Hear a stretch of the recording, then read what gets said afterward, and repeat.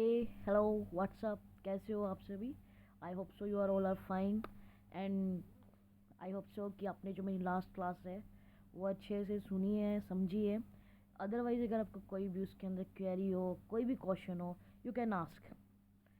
Then now we have start our next session, next class related to business finance, क्योंकि अभी हम business finance ही कर रहे हैं।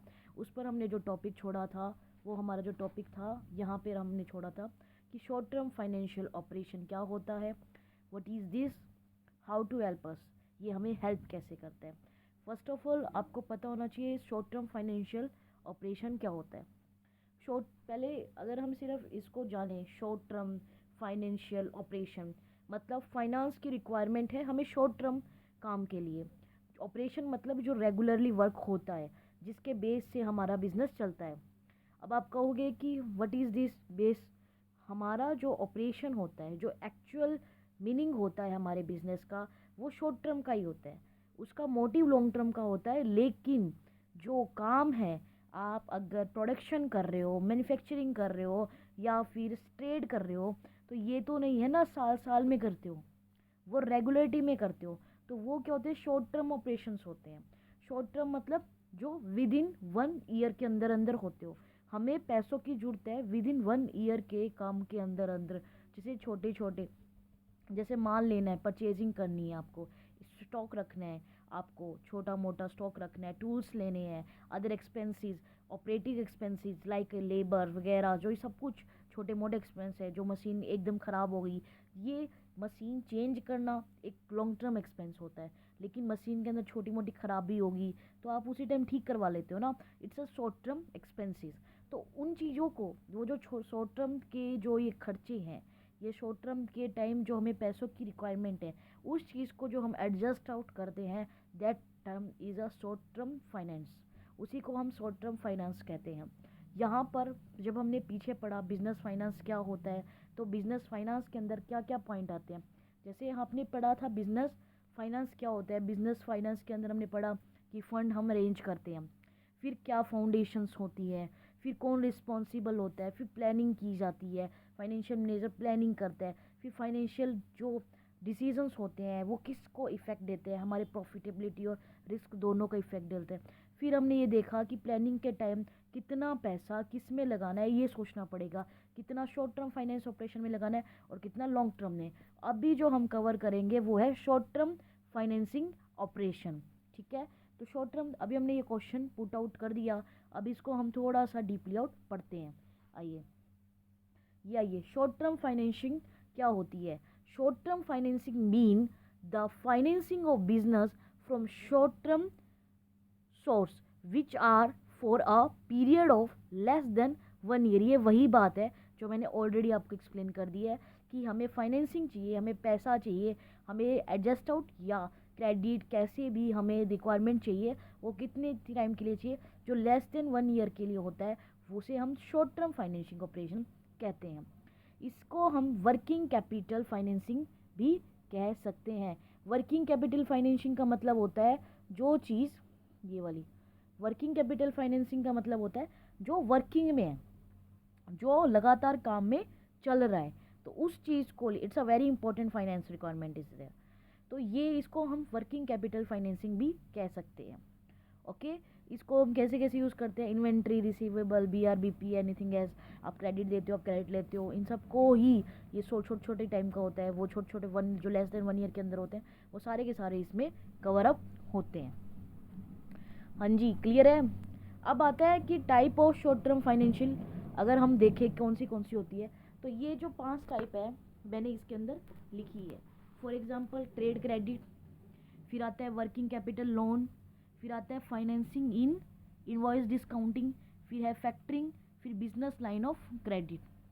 इट्स अ वेरी इजी, हम अपनी प्रैक्टिकल लाइफ में भी इन चीज़ों को यूज़ करते हैं। अब आपको एग्जाम्पल में भी पता लग जाएगा कि हम कैसे यूज़ इन्हें करते हैं। First of all is a trade credit. अब आपको टाइप ऑफ शॉर्ट टर्म मतलब इसके अंदर हम देखते हैं हमारे बिजनेस को कैसे फाइनेंस मिल जाता है शॉर्ट टर्म के लिए, और ये छोटी छोटी एक्टिविटी होती है जिसके थ्रू हमें फाइनेंस रिक्वायर हो जाता है, जिसके थ्रू हमारे बिजनेस को हेल्प मिलती है। जैसे ट्रेड क्रेडिट, एक बायर होता है, एक सेलर होता है। नाउ एट दैट टाइम हमारा जो बिजनेस है जिसमें हम काम कर रहे हैं, वो अब हम यहाँ पे क्या भूमिका निभा रहे हैं, एक बायर की निभा रहे हैं, क्योंकि हमें रॉ मटेरियल भी तो चाहिए ना, कुछ बनाने के लिए, कुछ करने के लिए, आगे उसे बेचने के लिए। तो हमने मान लिया, क्या अब हमें फाइनेंस नहीं है, हमारे पास पैसा नहीं है, तो अगर हमें कम से कम 28 दिनों का, इसमें ट्रेड क्रेडिट का क्या होता है, 28 दिन तक आपको एक टाइम मिल जाता है कि इतने में आपको पेमेंट करनी है। तो जो 28 दिन का आपको टाइम मिला है, जिसमें आपका 0% इंटरेस्ट है, क्या आपके लिए वो चीज़ बेनिफिशियल है या नहीं है? बिल्कुल है। आप 28 दिन के लिए आपके पास वो चीज़ आ चुकी है, आपका जो सामान चाहिए था, जो रॉ मटेरियल चाहिए था, आपने वो परचेज भी कर लिया विदाउट एनी पेमेंट, और 28 दिन का आपको क्रेडिट पीरियड मिल गया। It's called a credit period which are given by a seller. जिससे आप माल ले रहे हो वो आपको दे रहा है। ये रिलेशनशिप के लिए भी होता है, बायर सेलर का रिलेशनशिप होता है। फॉर एग्जांपल अगर आप प्रैक्टिकल लाइफ में भी देखते हो, आप अपने कोई आस पड़ोस से सामान लेके आते हो, कई बार हम उधार ले आते हैं, तो ये थोड़ी है वो हमें, ये थोड़ी कहता है अभी कभी दे के जा, क्योंकि हम कहते हैं भाई बाजे थोड़ी जा रहे हैं, कहीं कहीं कहीं जहाँ थोड़ी रहे हैं, हम यही हैं। तो यही सीधी सी बात है ना, हम लैंग्वेज में अपनी जो भी है वो यूज़ करते हैं। तो अल्टीमेटली यहाँ पे भी यही पॉइंट आता है, जो बायर सेलर, जो बिजनेस टू बिजनेस बिजनेस होता है, तो उसके अंदर भी ये चीज़ें चलती है। तो ये 28 दिन का क्रेडिट पीरियड को ही हम ट्रेड क्रेडिट पीरियड कहते हैं। वो 28 मैक्सिमम 28 दिन का देते हैं। जो शॉर्ट टर्म के अंदर होता है वो कहते हैं कि आप 28 दिनों के अंदर अंदर में पेमेंट कर दिए, इसके बाद इंटरेस्ट लगेगा at that time without any interest. तो इस टाइम जो 28 दिन का बहुत बड़ा फ़ायदा होता है। फिर आता है working capital loan. Working capital loan का क्या मतलब होता है, shorter period after studying the business nature in working capital cycle.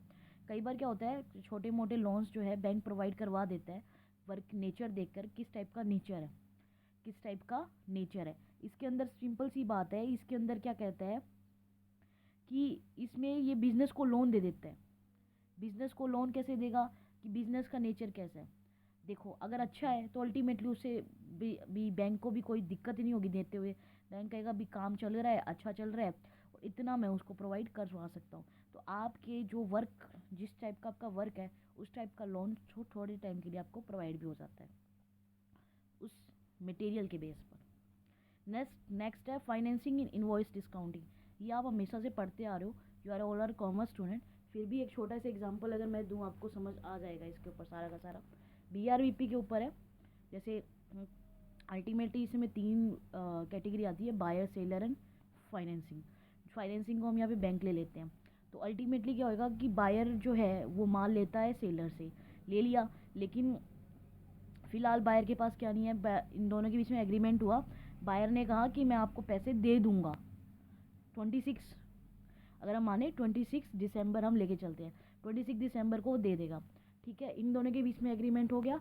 Ultimately जो सेलर है और जो फाइनेंसिंग है, उनके बीच में भी ये परचेजिंग का एग्रीमेंट हो रखा है। तो सेलर ने क्या किया, बैंक को दिखाया कि आप मुझे डिस्काउंटिंग बेस पे इस एग्रीमेंट पे पैसे दे दीजिएगा, लेकिन 26 तारीख को जो पेमेंट होएगी वो आपके खाते में आ जाएगी। तो यहाँ पे बैंक क्या होता है, उस एग्रीमेंट के बेस पर जो सेलर था उसको पैसे दे देती है, क्योंकि अल्टीमेटली बायर जो है, जो वो क्या है, वो जो पैसे सेलर को देने थे वो किसको दे देगा, बैंक को दे देगा।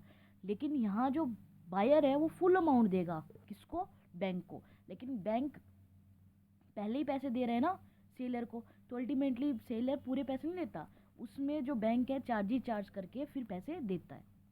ठीक है, क्लियर कट है। देखो 3 जने होते हैं इसके अंदर, बायर, बहुत बच्चों को एक्चुअली ये चीज़ क्लियर ही नहीं है, ये मैटर ही क्लियर नहीं है, व्हाट इज़ दिस। इसमें कुछ नहीं होता, 3 बंदे हैं, तीनों का लिंक है। अगर हम देखें एग्जांपल, 3 बंदे कैसे हैं, मान लो आप, मैं और एक थर्ड पर्सन।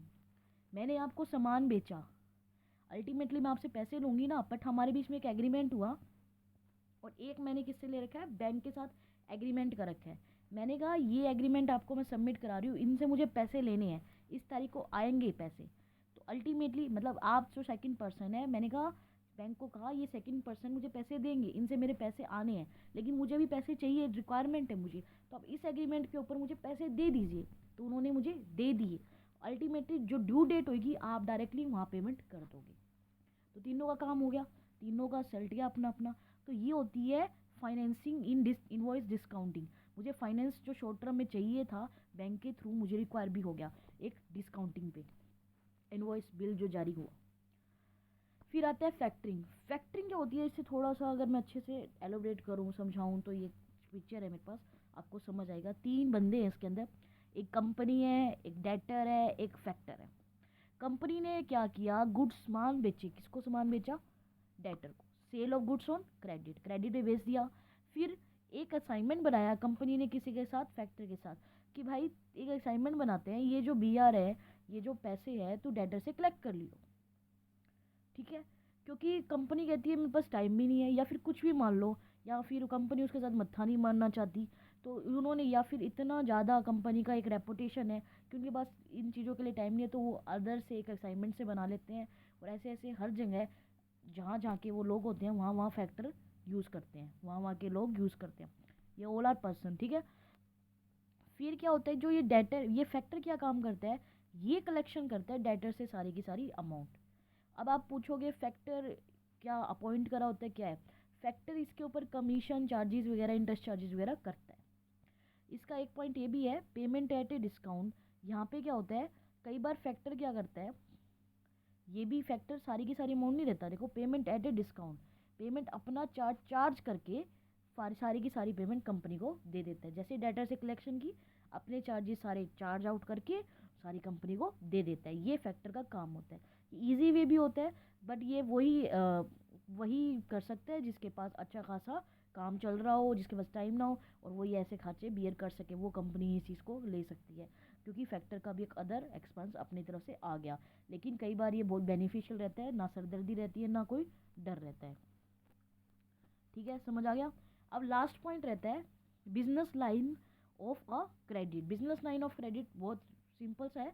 जैसे लिमिट्स होती हैं, जो बैंक लोन लिमिट्स होती है वगैरह होती है, ये बैंक शॉर्ट टर्म पे प्रोवाइड करवाते हैं। तो इसके ऊपर सीधी सी बात है, business line of credit, business के लिए क्रेडिट देना।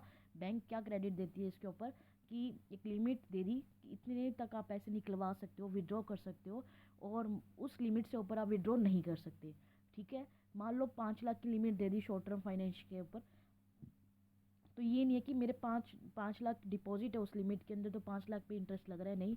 अगर मैंने उस पर 2 लाख रुपए निकाले हैं, तो जितने निकाले हैं मेरे उतने दिन का या उतने टाइम तक इंटरेस्ट लगता रहेगा। अगर मैं उसे वापस डिपॉजिट कराती हूँ, तो उस टाइम मेरे कोई भी इंटरेस्ट नहीं लगेगा। तो इसका बिजनेस लाइन ऑफ क्रेडिट का मतलब ये होता है। तो कुल मिला के आई होप सो आप सभी को ये सारे पॉइंट बिल्कुल क्लियर कट समझ आए होंगे। फिर भी कोई फीडबैक है, then you can also share with us. और कोई भी डाउट हो, प्लीज़ टेल अस। और I think you like it, please like share and subscribe my channel more and more, it's need to us. और thank you, like and view very much. आप बहुत अच्छे view कर रहे हो, thank you, it's mean a lot for me. And next class जब भी मेरी प्रिपेयर होगी, I will upload it. Thank you all of you, bye bye, take care.